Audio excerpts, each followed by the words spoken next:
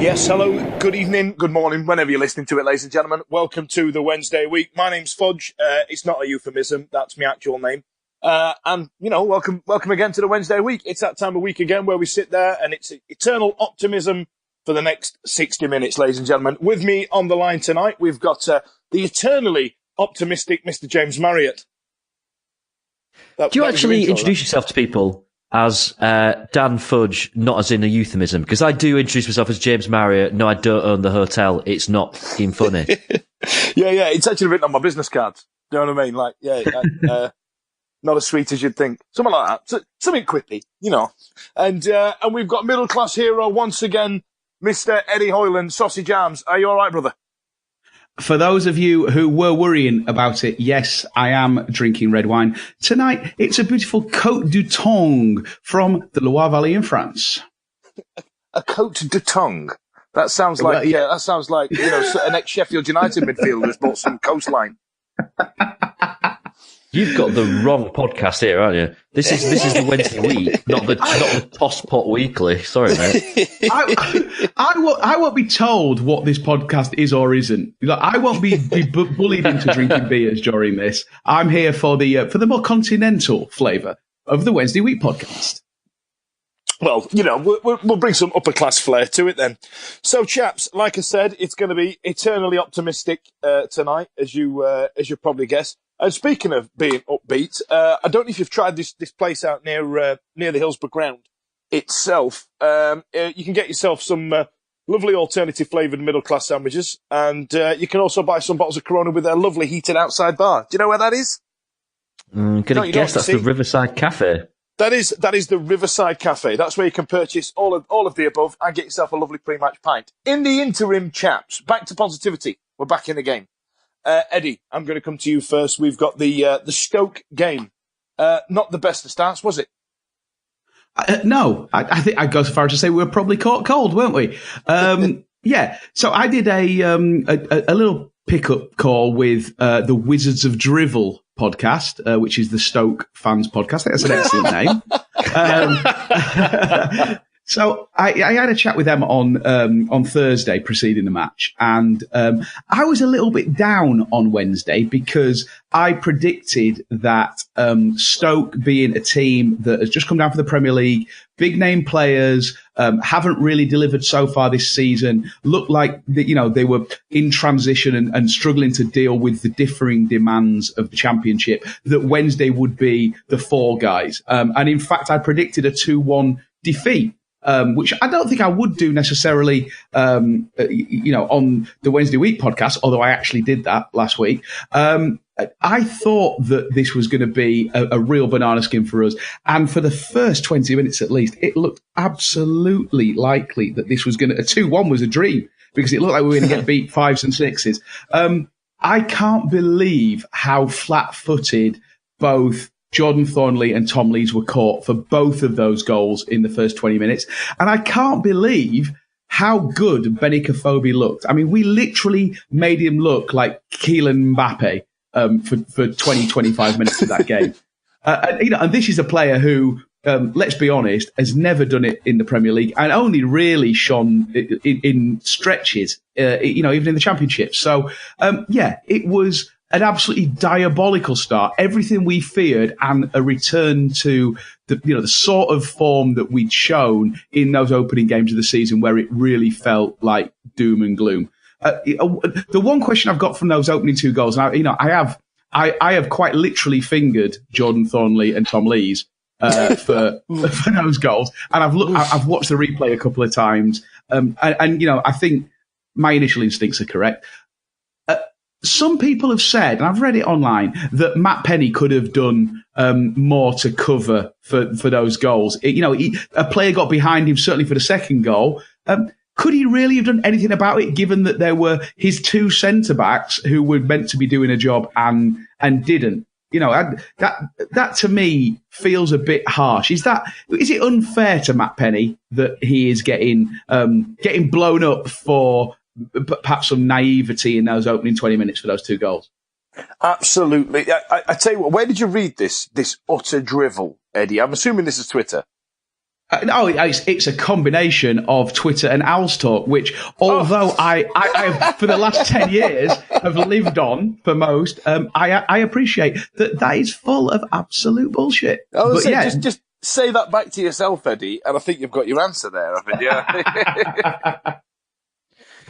I've got to agree with the mildly amusing Dan Fudge there on that front. Do you know what? Matt Penny had an absolutely torrid first 20 minutes, didn't he? He was being run ragged by Tom Ince, and you just kind of think, oh, is this the game where, you know, it kind of, after such a really strong start to his run of appearances in the first team, is this the game where he gets found out, and is this the game that really bashes his confidence?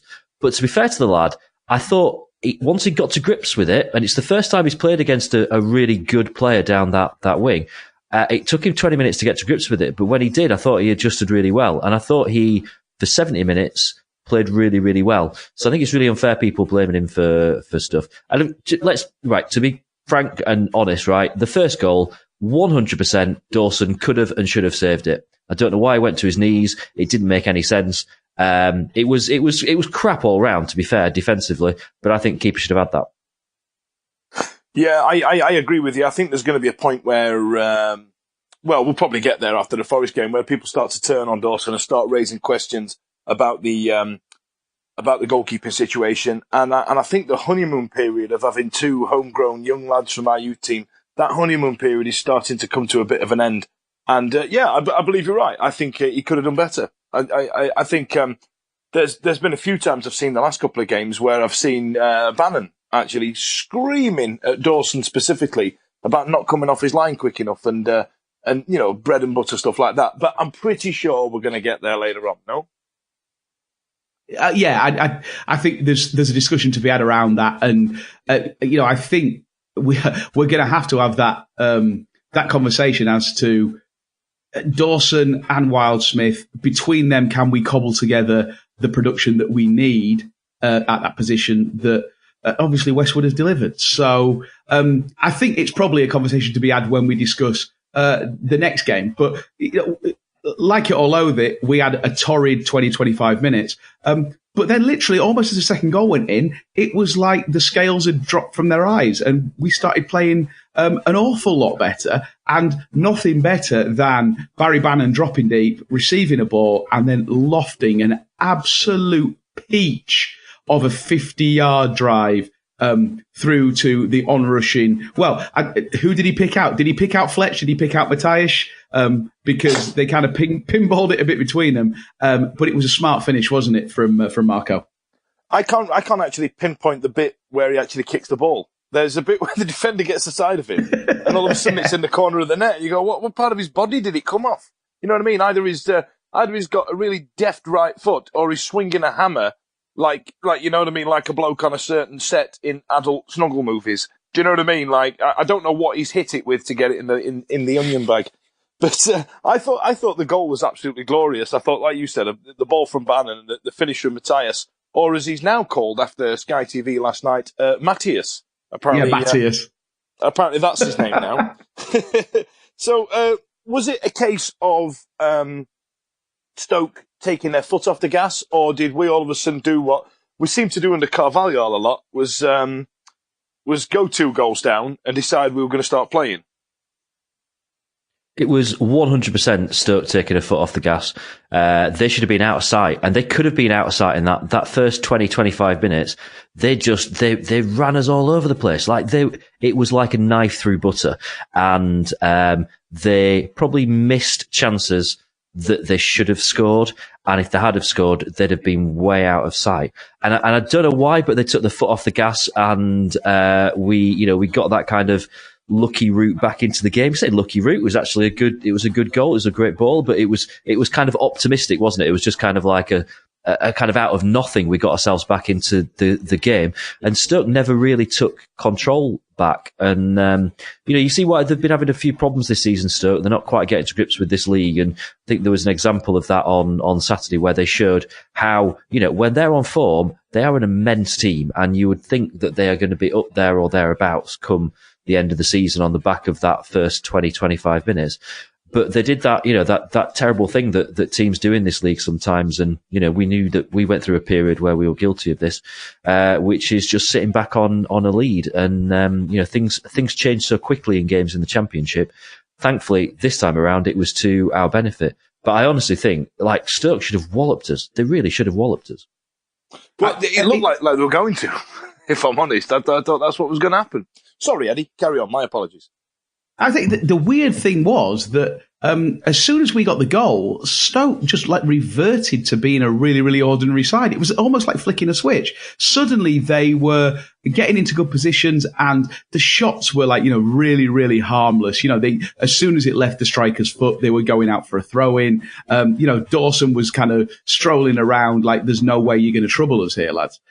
So it was a really, really strange thing that almost as soon as they were challenged, those heads went down. And to be brutally honest, from the second that Matthijs's shot hit the net, we were the better team, and we only kind of accelerated through the gears to obviously the pivotal point in the game, which was Barry Bannon's free kick. But before that, the likes of Matt Penny, who any other player, would be excused for, as a young lad, being given a torrid time by experienced pros who play in the Premier League, and they could shrink away from it. But in the second half, he was rampaging down the left flank. He had an entire, a box-to-box run where he beat two players, played a little 1-2 with Fletcher, I think it was, and then had a shot. And that it was writ large exactly how the team were feeling at that point, and that we were in the ascendancy. And so it wasn't a surprise that the goal came. It was just probably a surprise that the goal came in that fashion,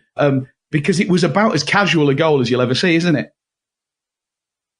Yeah, it was. I nearly did a Lord Hillsborough absolutely then, so that's nice, isn't it? So we saw Penny's run down the left-hand side and he's 1-2. The free kick, James, Lickle Barry. I think if people are still watching Soccer AM, they will use the term top bins. But I don't know if anybody still watches that program. But they have bins in the bar. It was an early 2010 thing. You know what I mean? But I mean, is that something he's capable of? I mean, he's playing all right, isn't he? We know that he can hit a ball, don't we? Although it's kind of. We've seen him score one worldly already this season. They tend to be kind of few and far between, don't they? The Barry Bannon Thunder Chuffers, to quote a phrase. But it was the thing. I had a premonition last week, and actually it was interesting. Eddie talking about how he thought we were going to lose as well going into that Stoke game. I had a premonition that we were going to lose that game 4-1, quite akin to, you remember when Watford beat us at Hillsborough a few years back, where we went 1-0 up. And then they basically just ran us all over for 80 minutes. And I was going around the pub beforehand telling everyone, it's going to be 4-1. Absolutely. I was convinced it was 4-1. And I've never bet on a football match. If I ever did, it would have been Saturday, because I was so convinced it was going to be 4-1. And even when, they went 2 up and I was like, told you. 4-1 this game. We pulled the goal back and I was still like, look, I'm still on track. It's still going to be right. So when Barry Bannon stepped up to take that free kick, and I was like, okay, it's not going in this. We're going to lose 4-1. And it did. And I almost didn't celebrate because I was just like, hang on, it's going to give offside. What reason are we going to have for this goal not standing? And it took me a little while to kind of click that it had. But it also looked like when he hit it, I thought, that's going well wide. And it did go in off the post, but the angle that I saw it from the north stand, it looked like it had beautifully hit right down the centre into the back of the net. And I was like, how did that happen? What's going on? Is this some kind of alternate universe? I just couldn't get my head around it. But brilliant shot, brilliant. And, fair play. He had another cracking game on Saturday, did Bazza. So, I think if anyone deserved to get that goal, it was him. Not so sure about his Ronaldo-style celebration afterwards, though. It was really Tesco Valley Ronaldo, wasn't it? Yeah, he's kind of more slightly petite physique didn't quite suit that quite so well, but fair play to him. I was having this conversation the other day, and I know that I don't really give two hoots about Scottish football, but I don't know if you've noticed over the last 3 years we have signed I think it's 5 Scottish fringe or full internationals. To Sheffield Wednesday. If you think about it, Barry Bannon, Stephen Fletcher, Jordan Rhodes, Ross Wallace, and they've all been dropped. whilst playing for Sheffield Wednesday. Like, we seem to have ruined the international career of about 5 Scottish players. And surely he's got to get a look in now alongside Snodgrass. These Scottish lads, they're not that good, are they? You think so, wouldn't you? Yeah. You know what? That's a team that's rebuilding, and I think they're probably going in a different direction from the likes of, like you said, the George Boyds of this world. These are players who have proved that they are exactly the right sort of players for the Scotland national team. That being players who can't qualify for major tournaments or be any good. So lose to the Iraqis. Yeah. Yeah, exactly. So I can't imagine. Barry Bannon might end up getting a run in the side. Is that going to change Scotland's fortunes? No, of course not, because that's their job. But of course we jest. Now, so buoyant after Barry Bannon's 91st minute free kick in the top bins in the corner, the one where you run away making the T position with your hand. Nottingham Forest, a team I don't mind. They're a traditional club like we are, traditional ground. Fairly rich history, richer than ours, you'd argue. And I don't mind Nottingham Forest. They're not close enough to get up my nose like Leeds and the Snort Beast next door. But so we went down there. James, were you optimistic for this one? Ish. Yeah, I don't know. I was kind of. I felt during that period of games that we won, I kind of still felt like, God, I'm such a miserable sod, because I kept saying to people, the problem is we've won these games, but we've just, we made really hard work of it. We didn't look convincing. And I just thought the problem is once we come up against a team that's decent, then we could get stuffed. And Saturday was a bit of an anomaly. We went into the Forest game, and I just kind of thought, I don't know. There was an element of confidence, but a kind of at the back of my mind, almost a resignation to the fact that we were probably going to struggle to get something out of it. Yeah, too right. I was thinking the same. And when it kicked off, I thought the best, I wouldn't be unhappy with the draw, given, like you say, the way we've won these last few games. I don't think we've done it convincingly enough. I think there were a couple of players on the park for those who stood out. I mean, Eddie, I'm assuming Carvalho for yourself would be one of them? Yeah. A lot was said in the off-season, wasn't it, about how Forest, having kind of been famine the last few years, had returned to feast mode, and they'd spent an awful lot of money. I think, was it 13 million plus, wasn't it, on Carvalho? Lewis Graben. They've spent that money, and actually, for the first time, and it felt a little bit like Stoke, it was a team that had underperformed relative to expectations. But unlike Stoke, they really got their shit together, because, those two were different class. And that looked, for the first time in a long time, a team playing Wednesday that just looked like they were different gravy. And it was a very flat performance by us, but that was a team that was starting to hum. And I would be very surprised if, later on in the season, we come across them again and they are, certainly whether the team continues to perform that way, but certainly we'll be talking about those two players as being, two of the key men in the Championship, two of the real big stars of this season. I think a player that stuck out for me. I've got to slightly disagree with that. Oh, sorry. Oh, we've got disagreement. I enjoy this. Carry on. Let's bring it. Have we got the fight music from Star Trek? Come on. Oh, that's not from Star Trek, is it? I thought Forest were a pretty average team, to be honest, mate. I thought that they didn't look anything special at all to me. First half, absolutely. I'm not even sure second half that they particularly looked anything great. I thought that we probably made them look better than they actually were, and they didn't have to work particularly hard to get a win out of that game, because it just never got going for us. It was more akin to kind of the Brentford performance for us, in terms of the fact that nothing seemed to work. Everything felt wrong. Players were playing in positions where they didn't really seem to know what they were doing. There were kind of 2 or 3 players who had particularly weak performances, and it feels wrong to pick those players out, because let's name names. We're an independent fans podcast. Let's name names. I thought Fox looked really poor. I've got to say, I thought Ash Baker looked like he was struggling. And at times, he was up against two players at times, and that's always going to be difficult. It's kind of what happened to him at Brentford, actually, and that seems to have become a thing. Teams have thought, stick two players on this guy. He's still learning. He doesn't really know what he's doing. I thought Nuyu was ineffective. Adam Reach had a really poor game. And I think, again, I've got to say, for me, I thought Dawson was at fault for the first goal. I thought he should have got to it. He follows the flight of the ball. You don't account for someone getting a touch on it. You've got to follow the way that it's going. It just, that went wrong for me. And I thought, no one came out of the game looking great. I thought Fletcher looked a lot stronger when he came on than Nuyu had. And obviously he did score a goal, although I don't know how heavy a deflected it was, because we were at kind of, 45-degree angle to it, and it looked very strange the way that it went in the back of the net. But I didn't think that Forest particularly stood out. I just thought that we just didn't get going. Game plan, everything, it just didn't happen for us.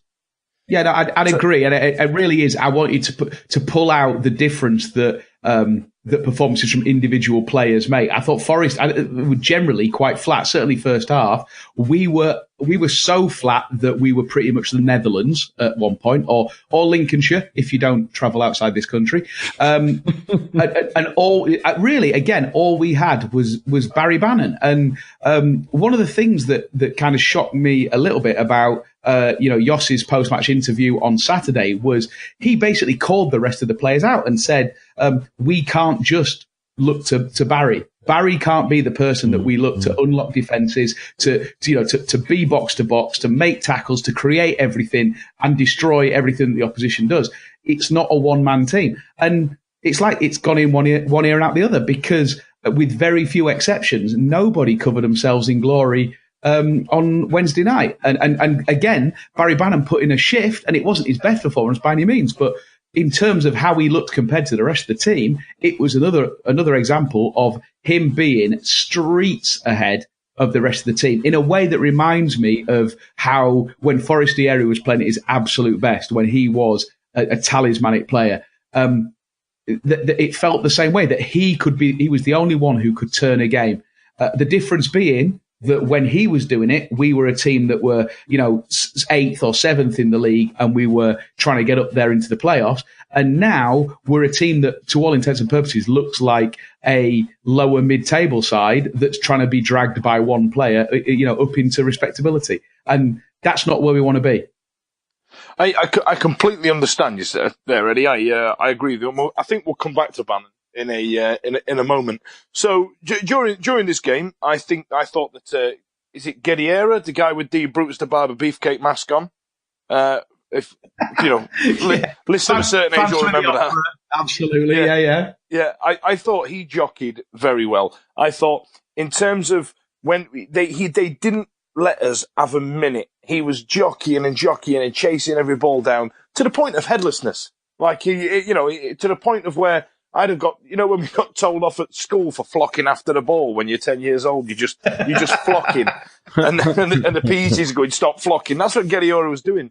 And I thought that Carvalho in the middle is going to look like an inspired signing for them. And but yeah, I, to an extent, James, I think you're right. They weren't particularly outstanding, but I think we had we did have a lot of average performances from a lot of key players there. But there's also an element of that they had a couple of average players playing better than what they could have done. But yeah, I agree with you about Adam Reach. I think that wasn't his best game. I mean, James, is there a discussion about position on the pitch, for example? Absolutely is, yeah. Reach was our player of the season last season, and he's not become a bad player overnight. He's still one of those that there are fans out there, and I sit with some of the fans that fall into this category, who just don't like Adam Reach and look for reasons to really slate him, which I find strange after all this time when he's proved that, he is a quality player. But yeah, I mean, he didn't seem to suit the position he was played in last night. And this has been a bit of a theme over the last few games, that he seems to be kind of played in positions where, he just doesn't seem all that well suited to it, and certainly doesn't kind of, doesn't find the involvement in the game that he was doing last season when he was in that kind of more central position. Now, let me be fair. The one positive I could take from last night was there was an indication that there could be a good relationship moving forward between Josh Onomah and Barry Bannon. It didn't quite happen last night. But I thought Onomah looked like he'd got something about him, and you get the feeling when they've played a few games together and they've got a better understanding, that could work really well, which is good because after Saturday, where Joey Pellier-Pessi was just he was pretty shocking. And actually, sometimes his positioning was so bad, he was just getting in the way of Barry Bannon as he was like running the midfield single-handedly. He also had to dribble past one of his own players who just didn't know where to stand. His positioning was terrible. So yeah, indications were better about those two. But then you think, where does Reach fit into that? And this was an issue that we had the season when he joined us, wasn't it? When we were, at times we were playing him at left back because we just couldn't figure out where else to put him in the team. So that's something where I think Jos has just got to go back to the drawing board a bit and just have a bit of think about, if he can't play Reach in the position where he's going to utilise him to his best, then, maybe he's got to hold him back on the bench or whatever, because playing him somewhere where he's turning in average performances, and there might be a player that could play in that position better than he is. But at the same time, we've got players like Matthias who are just so hot and cold at the moment. Don't know. I think there's a lot of soul searching to do, I think, off the back of the Forest game, where Jos does need to go back to that drawing board and just have a bit of a think about, we didn't play as a team on Wednesday. We played as a team at times on Saturday, but certainly not from the start. And we need to figure that out now. We've got to find the right combination of players that are going to play as a unit, because when we don't play as a unit, we don't win games. It's as simple as that. We were either flocking or we were flocking off, one or the other. Hey, listen, Eddie, I'm gonna tell you a thing here, but stick with me. I'm going somewhere with it. So, I work in the hospitality game, and there are a few things that annoy people that work in the hospitality game. One of them is people who turn up in groups of 12 that don't book. Another one is when that same group turns up in a group of 12 and don't book, and then walk in and start moving all the furniture around to accommodate the 12 people that they've walked in with. That's really frustrating as a hospitality venue manager. Now, if you wanted a beer and wanted to see our very own podcaster Victoria Wood doing just that, moving all the chairs and tables on the outside area, where could you go and do that? Look, the old saying is, you don't choose the hospitality game chooses you. And I know you have been deep into that world for a long time now, Fudge. Look, if I wanted to go somewhere that I would feel welcome no matter when I turned up, and that even if they didn't have any seating inside, I could go and use an excellent outside bar that serves 2-pint pots of whatever you ask for, even if it's red wine, and believe me, I've asked for red wine, then I would go to the Riverside Cafe on Catch Bar Lane. I think that is the most elaborate plug we've done for that bar in the history of podcasting. I think. Okay, I sense a Mercury Music Prize for that. Yeah, I also sense a prize sponsored by a defunct telecommunications company. Okay, so moving on. I'm going to be controversial now, boys. I'm just going to play devil's advocate here because what I'm about to say could be construed by some as absolute nonsense. Now, is Barry Bannon's dropping deep, his crossfield balls, his desire to want the ball all the time, but in a position where he's not high enough up the field, and the fact we're partnering with people like Pellier-Pessi and poor Alex Hunt, is that to some extent detriment to the team, or is Barry Bannon God of all things? What do you reckon, James? The stats don't lie. I think he is officially the best player in the league, isn't he? So far, certainly in terms of passes completed. That ruins my entire point. But, there's certainly evidence that suggests that you may be incorrect on that one. I don't know. I mean, the thing it's almost like he doesn't probably need anyone else in that midfield because he's doing the whole thing, isn't he? He's coming deep to collect the ball and then he's moving it forward. He's orchestrecting. I think that's a word. I've just made it up. He's orchestrating the play. Orchestrecting the play. There's the episode title right there. I'll make a note of that. The thing is, no one else is going to do it, is it? We just lack creativity, and that's a problem. The daft thing is actually, we just talked about him. Someone like Reach is the kind of player that can link up with him, and help him do that, but only if he's played in the right position of the park. Okay, so he's got goal of the month. What about this yellow card suspension thing? Now, it's been documented in the past that some dishonest members of the football fraternity use this disciplinary system, and get themselves booked on certain games of less value, so they're back for the bigger fixture later down the road. Do you know what I mean? Do you reckon we can cheat like that, or do you reckon we're just going to play it by ear? Even worse than that, it's when they pick up those bookings just ahead of like an international break, then they can go have a 2-week holiday, which definitely never ever happened before, because they're all professional players. Allegedly. Look, he's one yellow card off suspension. He survived the Forest game. Bizarrely, nobody got booked. I think is that the first game of the season that no one in a Wednesday shirt has got a booking. So we've survived the Forest game. All of the players that are designated to be eligible will play against Villa. We hope he gets through that, and because we're going to need him against Leeds, aren't we? Let's see what happens. Right now, he is so critical to the team that I can't imagine how we survive and indeed thrive without him.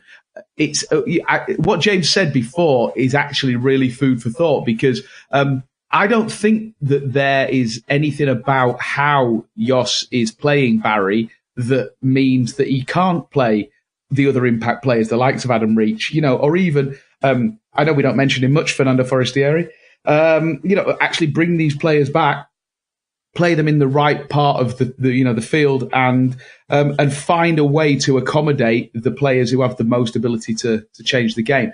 But it's all based, it must be based on what they're doing week in, week out in the match, and day in, day out in training. And it's clear that right now, not enough of our team are stepping up and staking a case to be relied on. And Barry Bannon, for whatever reason, if only just small Scottish angry insolence, that he wants to be the best that he can be. And right now, he is dragging this team kicking and screaming towards at least vaguely competent performances. So I don't know. What do we do to not rely on Barry Bannon so much? If it's going to be other players, where do we play them? Do we let him sit deep, or do we give him a free role to do whatever he wants? Because that's pretty much what he's doing right now.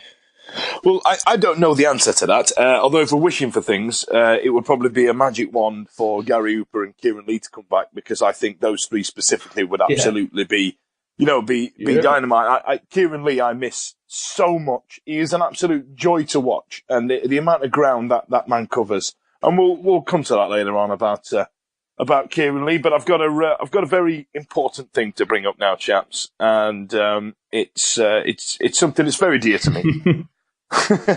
And it's masturbating. Now, this is something that a lot of the listeners now would be familiar with, because it's quite a heavy male audience. In fact, what was the tweet I put out the other day? QI said the amount of times a man can ejaculate in a day is 16. I'm pretty sure I beat that when I was about 15 myself. So challenge accepted. That was it. Yeah. In your face, Stephen Fry. Have some of that. Well, not literally. Not literally. Not literally.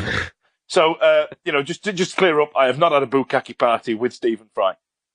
However, just to come back to a point, and I just need to put this to bed now. I don't want to dwell on it, but this isn't the 80s anymore, where if you're getting amorous in a pub, you don't have your mates congratulating in the background, shouting, "Come on, son." You know what I mean? We're in Snowflake generation. People just don't want to see it anymore, especially on the cop. Next to people. I mean, the poor guy that tweeted about it is that, he sounded like he had the worst time, didn't he? And, there's kids there. Come on, there's a time of the place, lads. New Barrack Tavern's open till 11:30. Go down there. Northern Soul, and you can go in the dark corner and abuse yourself. Isn't it? Come on now. Right then, so, Eddie. That's Southern Soul, I think you call that. Yeah, that'd be something else altogether. So, Eddie, is this something we really care about? Are we just bitter? But Sean Clare has gone north of the border. He told us he had Premier League offers. He just didn't specify which Premier League had offered him a role. And Sean Clare signing for what they call themselves, the Jam Tarts. How offended about this are we? Well, you know what? I actually, a little bit of me has a wry smile because, like it or not, and the Scottish League do call themselves the Premier, Scottish Premier.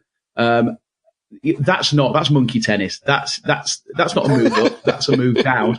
If you'd gone to Rangers or Celtic, at least you'd say, oh yeah, fair enough that he's going to be playing with good players, etc., blah blah blah. No, you know what? If Sean Clare had Premier League interest, I can only assume it was from the North London Whites or any other international superstar soccer. Birmingham. What was Villa? The Birmingham Clarets or whatever. Birmingham Clarets or something. Yeah, I think it was something like that. Rubbish. So yeah, you know what? He was one of the bright sparks, and actually, if he had come to blossom this season, I don't think we'd be talking about him in the same breath because basically all of his peers have now come and shown that they are at least as good as him playing in this team at this level. Let him go on with it. He might end up being brilliant. I would probably put more money on the fact that he will just become another journeyman footballer plying his trade in the lower leagues. So Premier 100%. League interest, brilliant, Sean. If you didn't take some legitimate Premier League interest and sign for a Premier League club, you're an absolute mug, son. Enjoy your time in Scotland. I tell you what, actually, I don't want to dwell on this too much, but James, given the current plight of the injury situation at Sheffield Wednesday and with us being under an embargo, there is not a better time in any football club to be a youth academy player. Surely not. So why would you? I don't understand the thought process of, you've got a manager there who has got a youth policy and has been forced to play players from the academy. Why would you not stick around? Have you got any comments on that? Well, it doesn't make any sense. I've got a friend who's a Hearts fan, and I was listening to you two then, kind of talk about if he'd gone to Rangers or Celtic or something. To be absolutely clear on this, let's be fair. Hearts are making a real go of it at the moment, and they want to try and compete with the two Glasgow sides. And they've brought in a lot of new players, and they're a very ambitious club. There's no doubt about that. Plus, technically, they're playing in Europe. Even though they're Hearts, they'll go out in the first round. That's kind of guaranteed. Yeah. But yeah, my mate texted me said, "Yeah, who is he? What's he like?" I think there's no doubt that he's got some ability because we saw it. But I think, what did he play? 4 games or something like that last season? We got no idea at all about whether or not he's got any consistency to him. He was also playing at the back end of the season when, we were in good form. He scored a goal against Norwich in a game that didn't really mean anything. So, he'd made a very promising start to Championship football, but by no means was he proven. Certainly, nothing in terms of consistency, and a lot still to do, I think, to prove what he was capable of. I can only think there's two things, right? Either this is just purely money driven, and he was offered a contract and just said, no, I'm not signing for that. And they said, right, okay, off you go. Or he originally said that, he's from the south of England and he wanted to move down south. And that's what he said when he was originally linked with going to, I think, was it Tottenham who was supposed to be interested? And then it was all set that he was going to Villa until they realised that they were skint. Then he was off to Swansea and he ends up at Hearts. And it's like, it does really jump out at you that that's never the move that he wanted. And where you're a month into the season, his agent's probably been going around pretty much every club saying, I've got this player who's really good. And they probably said, yeah, but we're a bit concerned about that player's attitude because he was onto something quite good at the club that he was at, and he's gone, and no one else has taken him on. So what's wrong with him? And he's gone through literally the entire length of the country before he's got to Scotland, and they've said, "All right, then we'll give you a go. Why not?" It just seems daft. It seems daft. Why would he not? He must be sat there now thinking, probably should have signed that contract, shouldn't I? You know what? That's 5 minutes we've done on him. Is that not enough? He's an irrelevance to him now. Yeah, let's move on to another medium. Now, I'll set the scene. The BBC come in. They give us a 10% reduction offer on doing the commentary. We tell them no. We say, no, that's not happening. We're not having that. Then we sell a lot of iFollow subscriptions. Then Rob Statten leaves to go to Hollywood. And then all of a sudden it comes back round again. We've signed a contract with the BBC.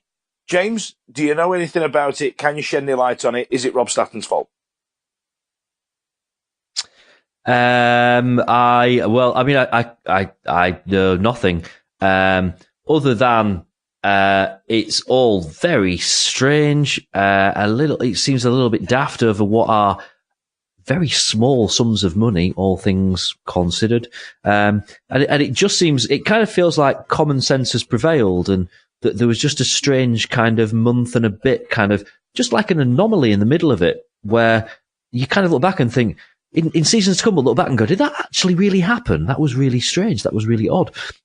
What I find interesting, firstly, I'm delighted. I'm really pleased about it. We talked a lot about it at the time, didn't we? And about the fact that you could see the club side of it, you could see the BBC side of it, but I couldn't get my head around this idea of the fact that there are fans who have listened to us week in, week out, year after year after year, who now can't.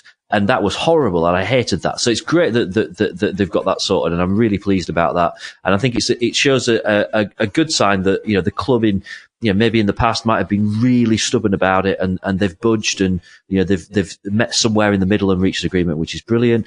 I think it's really interesting that they've said as well they're going to continue with their own commentary service through iFollow, both, as far as I know, both home and away, because I quite like what they do with Rob O'Neill and John Pearson. And there was a game that I watched entirely legally on the internet, the Reading away game a few weeks ago.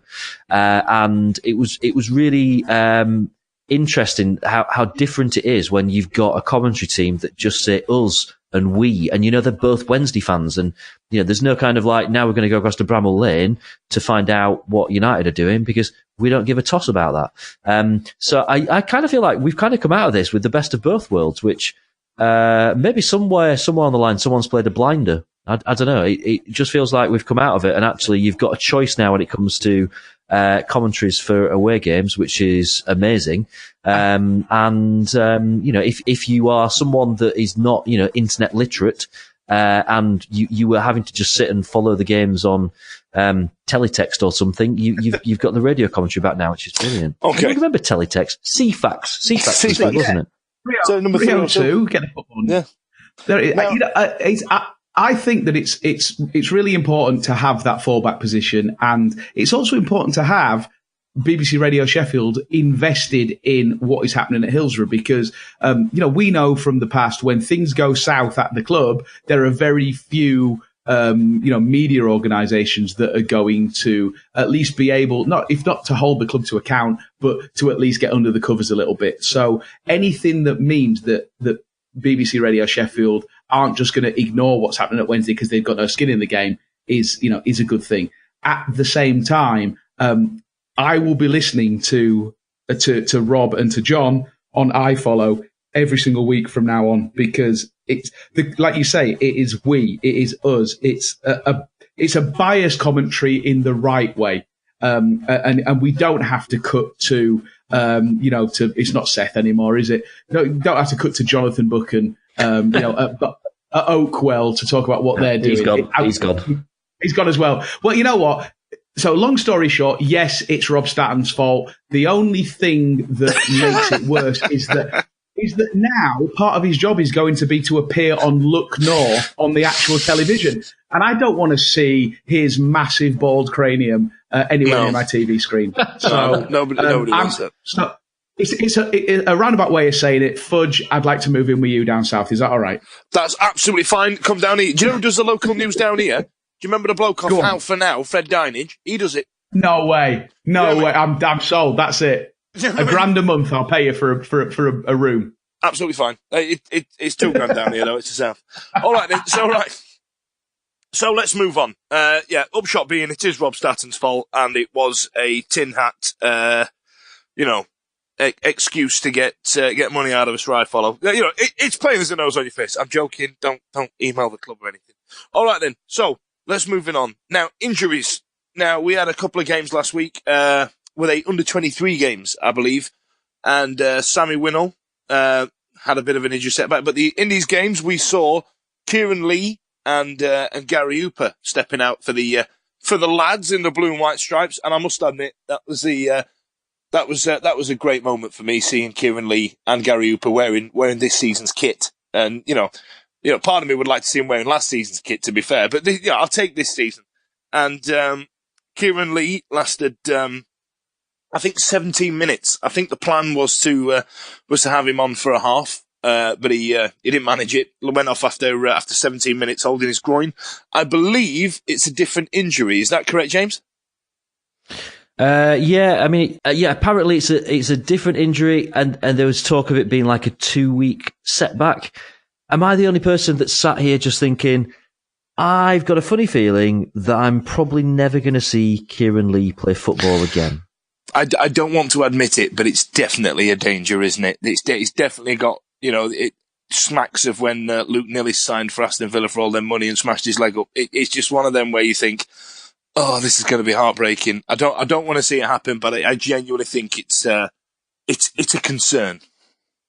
Yeah, and I think I really hope he does come back, and I hope that we're really wrong. And even if he does, I've just got this fear of the fact that you see players when they do come back from a long-term injury and they're just never quite the same again.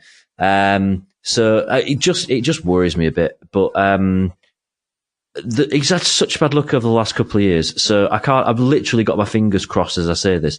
I just can't wish him, well enough. Even if it's not going to happen with us or whatever, I really hope that somehow this is not the end for Kieran Lee and he does manage to pull through and play football at some level somewhere. And hopefully he comes back as good as we know that he can be. And it's for us. But he's kind of one of those players that he's not malicious, is he? He never does anything to, he's not got an attitude or anything. You just think it's so unlucky that of all the players that could end up with such a bad recurrent niggling problem, it's one of the good guys. It's the position he plays as well and the style of play that he has that I can't make a case that says Kieran Lee comes back and we know that his knee is it's been injured so much that he could never be that player again. What sort of player is he then going to become? I can't imagine Kieran Lee becoming like the latter years of John Sheridan, where he just was immobile, sat inside the centre circle, spraying the ball around with abandon and doing that as well as he ever did, but had lost that cutting edge. Kieran Lee was all cutting edge. Kieran Lee is all cutting edge. I really hope that he's back. It's worrying because forget about his time with us. When he was at Man United as a young player, he was going to be the next big thing, and those injuries have taken chunks out of him. And I really hope that this hasn't taken the chunk out of him that prevents him from being, what he has been for us, which is a top championship player. Yes, and I'd be devastated to lose him. Although I did hear both of you speaking then. However, since James said the phrase "never be the same again," I've been sat singing Lisa, Left Eye Lopez and Mel C in my head from there. Yeah, just honestly rattling around. I heard you all talking, but there was nothing else happening. So it's not like us at the Wednesday week to introduce a segment that we say we're going to do every week. But let's introduce a segment that we say we're going to do every week. Now the under-19s, James, the under-18s, the youth kids. Tell me, is there anything to get excited about down in the child's leagues? That sounded weird, didn't it? I made that weird. The child's leagues. The child's league. They're only bloody well top of the league, aren't they? They are unbeaten so far this season. And they've, I think they've conceded 1 goal. Bloody rubbish! What bloody goal! Bloody rubbish! I see Twitter blowing up now. They managed to beat Forest, unlike the senior team, 1-0 at the weekend, and Forest are in second place, so that was quite a kind of a big win for them. So real positive things, I think, from the under-18s. I've kind of had a look through the squad and read some of the match reports and stuff. I've not been to any of the academy games for a while now, but I'm not sure there's any players that are kind of jumping out as being head and shoulders above the rest. But if they continue with the kind of season that they're having, I think we'll start hearing certain names that come up time and time again. So, real good positive signs from the under-18s. And great start to the season. I went deep this week with this one because I'm lucky enough to be friends with a professional football player who is 18 years old. And as a result, he has spent... look, I say I've made that weird now, haven't I? You have, because when you were 22, he was a baby. He was a fetus. Like exactly, you've made it weird. Exactly, and you know what? I could nutmeg him then. Now, not so much.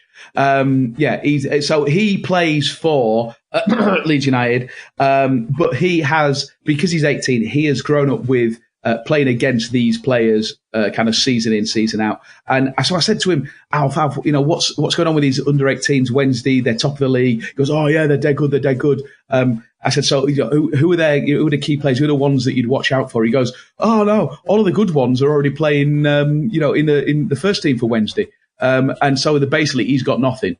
And when I asked him a bit further, it turned out he didn't even play for the under-18s this season. He played against us for the under-23s. Which means that I can now talk about the fact that the under-23s drew 2-2 with Leeds on Monday. So more importantly, apart from the fact that Alfie from my estate played, and he's actually on the Leeds United website getting tackled by George Boyd. Gary Hooper stepped up his recovery. He played 66 minutes.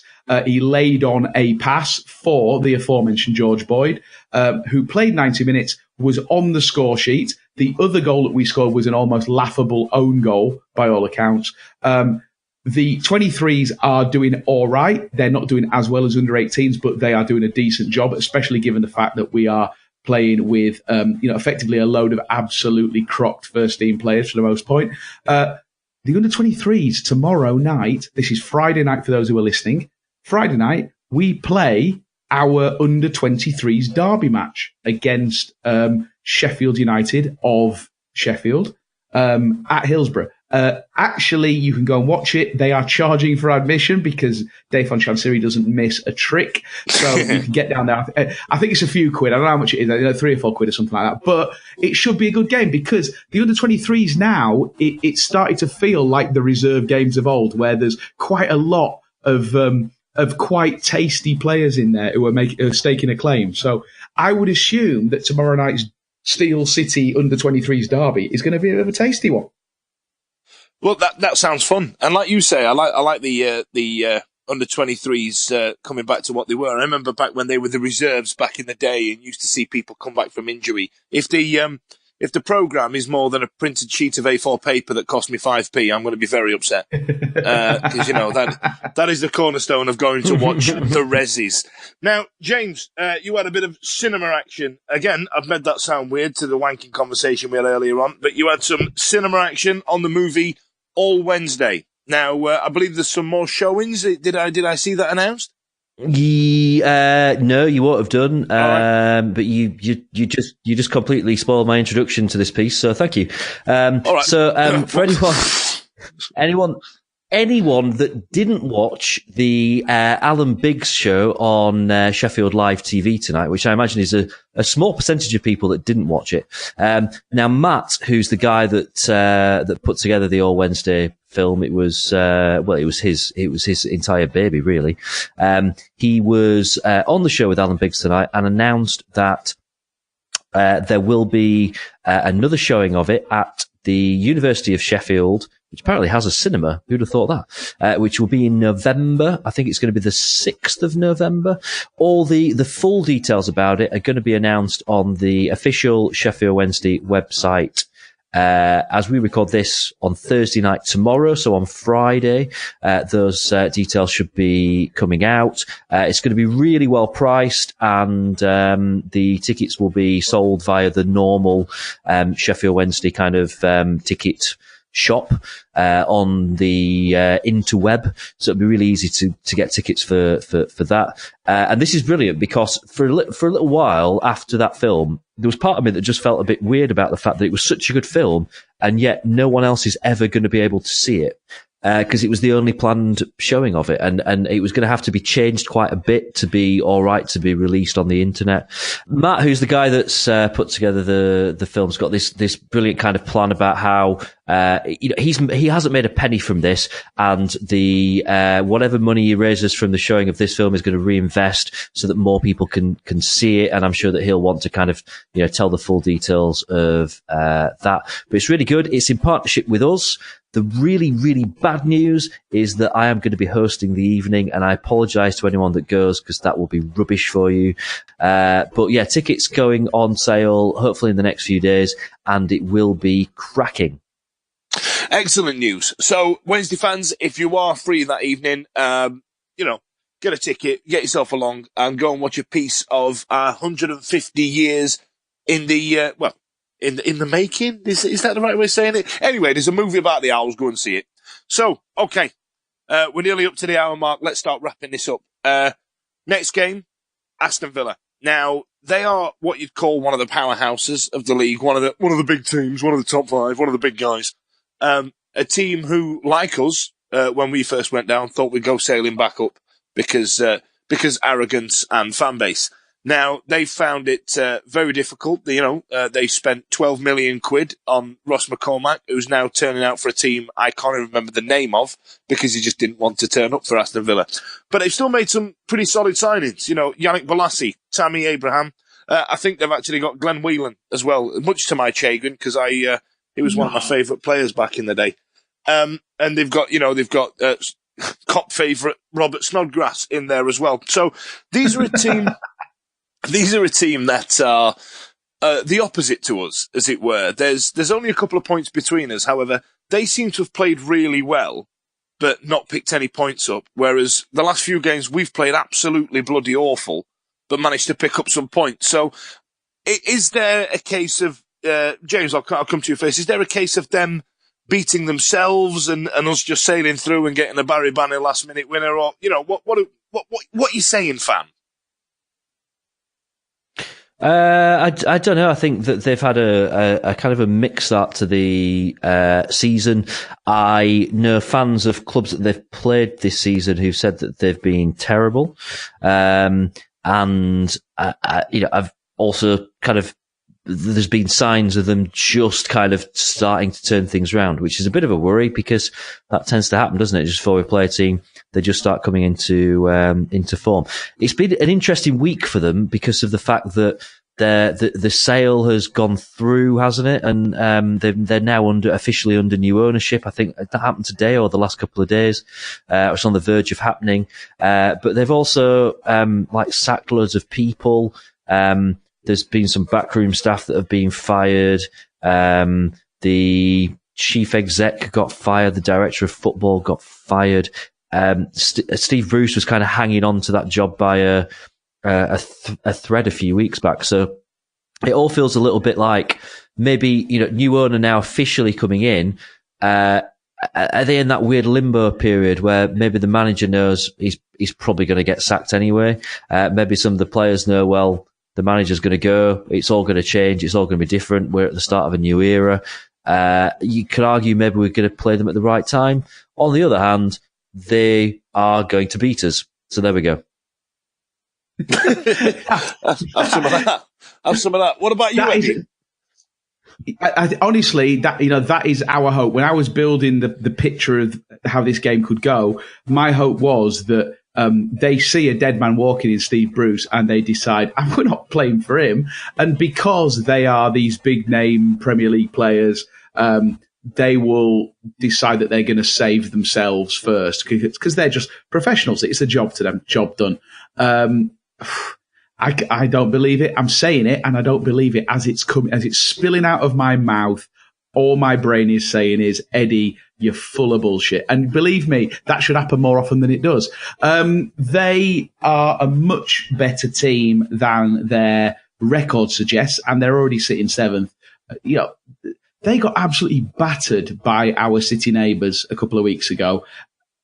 I can't imagine that they are a better team than that, but that change in ownership is like it's a lucky lottery, isn't it? It depends what assurances those players have been given, whether Steve Bruce is a dead man walking or not. I'm not going to make any predictions other than a prediction that we will lose, unless Adam Reach scores an absolute worldie in the first couple of minutes, in which case it's anyone's game, isn't it? Well, yeah, that's absolutely fine. So I'm not going to ask you for a prediction because I don't think it'll be a pleasant chat. However, I will say we managed to get 61 minutes and 11 seconds into this podcast before we dropped our first shit. So, Eddie, it's completely your fault, that one, mate. So apologies if you are listening. Even though we did manage to get through a conversation about wanking without dropping any effing and jeffing, we still, you know what I mean? No, we have that E next to our name on Apple Podcasts, for a reason. If I don't drop the S-bomb at least once, then you can call me a wank puffin. It's normally Vic. It's better that way as well, because I don't know how to remove the E. So if we stopped swearing, then I'd be screwed. I don't know how you change it. We're just more dangerous. It's better, it gives us an air of danger. Swear words. We have a quota of swear words that we have to get in, and I don't feel like we've particularly. We've got about 30 seconds left. We just have 30 seconds of swearing just to get the quota up for tonight. So I'm just going to say tits, bollocks, and spunk, and that's me done. I'm spent, so to speak. All right. So anyway, James, you're available on Twitter. Tell the folks about it. Get some plugged in that you want, or advertise your work. Something. Do what you want, mate. The floor is yours. What are you saying? Yeah, it's at bollocks nipples, and you can tweet me whenever you want. My other account is at James Marriott, which essentially is the same as bollocks nipples, but it's the same. Yeah. We just pronounce it. It's like Matthias and Matthias. Eddie. Yeah.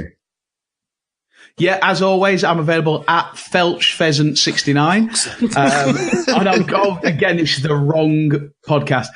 No, I am, as always, at I'm at Sausage Arms.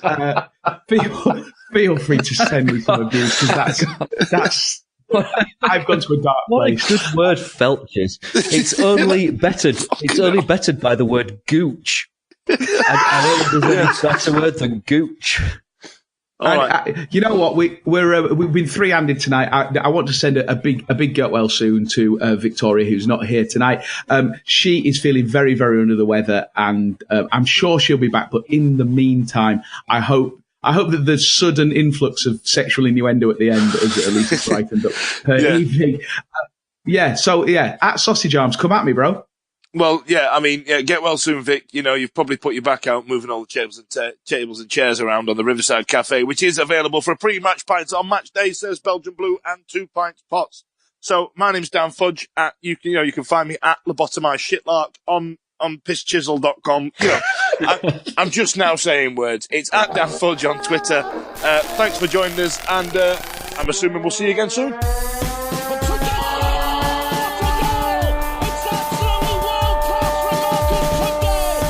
There's a chance here, a great save by Turner from McClare. Mike Cummings, a terrific goal by Sheridan. Brexman against Jones. Get in. You could have 2 goalkeepers in there.